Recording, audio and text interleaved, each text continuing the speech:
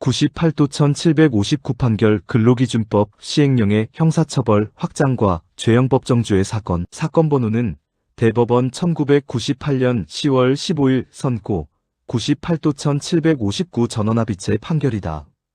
이 사건은 근로기준법 위반 사건이지만 실제로는 형사처벌의 범위를 법률이 아니라 시행령이 확대할 수 있는지, 그리고 위헌으로 효력을 잃은 법률을 근거로 진행된 형사재판이 유효한지라는 매우 중요한 헌법적 문제를 다룬 판결이다. 이 사건의 개요는 다음과 같다. 한 사업자가 경영상의 어려움 때문에 근로자들에게 지급해야 할 임금과 퇴직금을 바로 지급하지 못하였다. 당시 근로기준법은 근로자가 퇴직하거나 사망하면 14일 이내에 임금과 퇴직금 등을 지급해야 한다고 규정하고 있었고, 이를 위반하면 형사처벌을 받을 수 있었다. 그러나 법률에는 단서가 있었다. 특별한 사정이 있는 경우에는 사용자와 근로자가 합의하여 지급기일을 연장할 수 있다고 규정되어 있었다. 문제는 법률이 아니라 근로기준법 시행령에 있었다. 시행령은 기일 연장의 범위를 3개월 이내로 제한하고 있었다. 사용자와 근로자들은 회사 자산이 경매 절차를 통해 처분되면 그 대금으로 임금과 퇴직금을 지급하기로 합의하였다. 실제로 근로자들은 몇 년 뒤 경매 대금에서 임금과 퇴직금을 모두 지급받았다. 그런데 검찰은 지급기일 연장이 시행령이 정한 3개월을 넘었다는 이유로 사용자에게 근로기준법 위반죄를 적용하여 기소하였다. 또 하나의 문제가 있었다. 제1심 재판 과정에서 피고인의 소재가 확인되지 않자 법원은 소송 촉진 등에 관한 특례법 제23조를 적용하여 피고인의 진술 없이 재판을 진행하였다. 이 조항은 피고인의 소재가 일정 기간 확인되지 않으면 피고인의 진술 없이 재판을 진행할 수 있도록 한 규정이었다. 그런데 이 규정은 이미 헌법재판소가 위헌이라고 결정하여 효력을 상실한 상태였다. 따라서 이 사건의 쟁점은 크게 두 가지였다. 첫째, 헌법재판소의 위헌 결정으로 효력을 잃은 법률에 따라 진행된 재판 절차가 유효한지 여부였다. 둘째, 근로기준법 시행령이 법률에 없는 제한을 두어 형사처벌의 범위를 확장한 것이 죄형법정주의에 위배되는지 여부였다.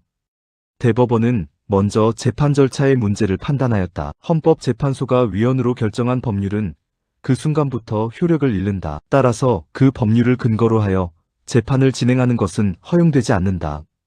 이 사건에서 제1심 법원은 이미 효력을 잃은 소송촉진법 조항을 적용하여 피고인의 진술 없이 재판을 진행하고 유죄를 선고하였다. 대법원은 이러한 절차는 적법한 형사재판 절차라고 볼 수 없으며 위법한 재판이라고 판단하였다. 따라서 항소심은 단순히 제1심 판단을 유지할 것이 아니라 피고인에게 출석과 방어의 기회를 다시 보장하고 새롭게 심리해야 한다고 보았다. 다음으로 대법원은 시행령의 효력 문제를 판단하였다. 근로기준법은 임금 지급기일을 연장할 수 있다고 규정하면서 그 기간에 아무런 제한을 두지 않았다. 그런데 시행령은 그 기간을 3개월 이내로 제한하였다. 만약 시행령 규정이 유효하다면 3개월을 초과하는 기일 연장은 곧바로 형사처벌의 대상이 된다. 이는 결국 법률이 아닌 대통령령이 형사처벌의 범위를 확대하는 결과가 된다.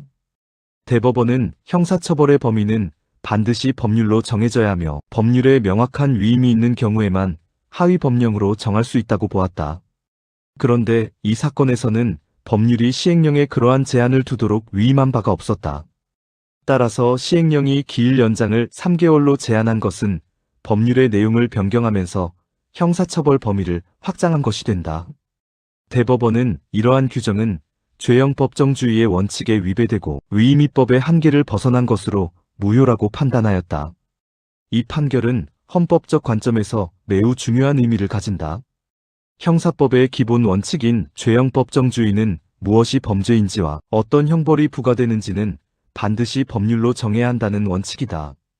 이는 국민의 자유를 보호하기 위한 장치이며 국가 권력이 임의로 형벌을 확대하는 것을 막기 위한 것이다. 만약 행정부가 시행령이나 규칙을 통해 형사처벌의 범위를 자유롭게 확대할 수 있다면 형벌권은 사실상 행정부의 재량에 맡겨지게 된다. 이러한 상황은 헌법이 예정한 권력분립 원칙에도 반하게 된다. 형사법적 측면에서도 이 판결의 의미는 크다. 형벌은 국가가 개인에게 가하는 가장 강력한 제재이기 때문에 최소한의 범위에서 엄격하게 적용되어야 한다. 그런데 시행령이 법률에 없는 제한을 만들어 형사처벌의 범위를 넓히는 것은 형벌권 남용의 위험을 초래한다. 대법원이 시행령을 무효라고 선언한 것은 형사처벌의 근거가 반드시 법률이어야 한다는 점을 다시 확인한 것이다. 또한 이 사건은 형사 절차에서 피고인의 방어권 보장의 중요성을 보여주는 판례이기도 하다.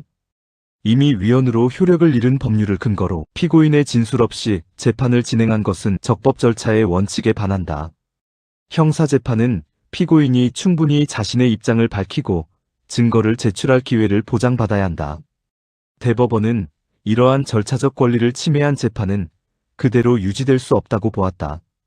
결국 대법원은 원심 판결을 파기하고 사건을 다시 심리하도록 환송하였다. 이 판결은 형사법 영역에서 위임위법의 한계와 죄형법정주의의 의미를 분명히 한 전원합의체 판례로 평가된다. 또한 형사재판에서 위헌 법률에 근거한 절차는 허용될 수 없으며 피고인의 방어권이 반드시 보장되어야 한다는 점을 강조한 판결이라는 점에서도 중요한 의미를 가진다.